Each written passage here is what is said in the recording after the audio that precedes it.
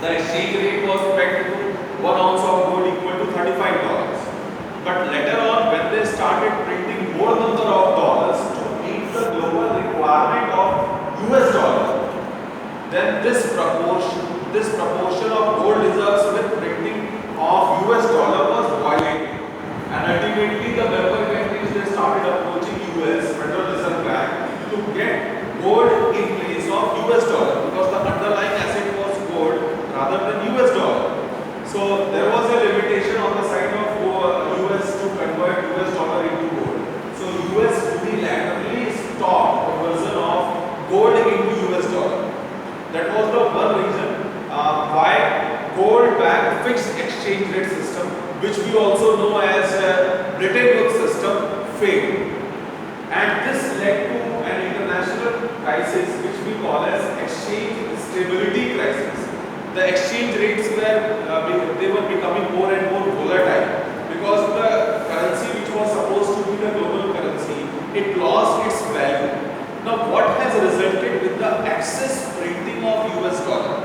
Let's suppose if any country it is having monetary policy under its control. So if it is going to print excess number of currencies, then what will happen? What will be the backlash effect on the economy, on inflation, on money supply? If it is going on printing of n number of currencies without having any proportionate reserve kind of thing like gold or anything else.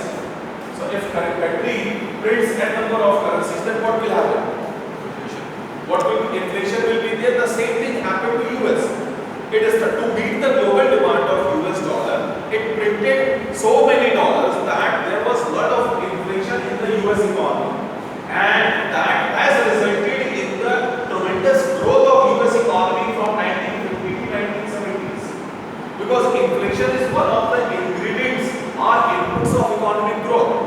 Without inflation, you cannot expect that capital formation will take place. If inflation is there, then the profitability of investors is there. And if profitability is there, it means more and more income to the citizens of the economy. And if more and more income is there, it means more and more saving. More and more saving means more investment. So this cycle we call as capital formation. So a little bit inflation is required by the economy. So for its growth in long run. So that the same thing has happened with US. But since the printing of currency was not in proportion with the gold reserves, so ultimately this system was destined to fail, and it has failed in the latter portion of gold, in the latter portion of 1970s. बार बार call आ रही है, interrupt हो जा रहा है ये यार, ये चीज़ तो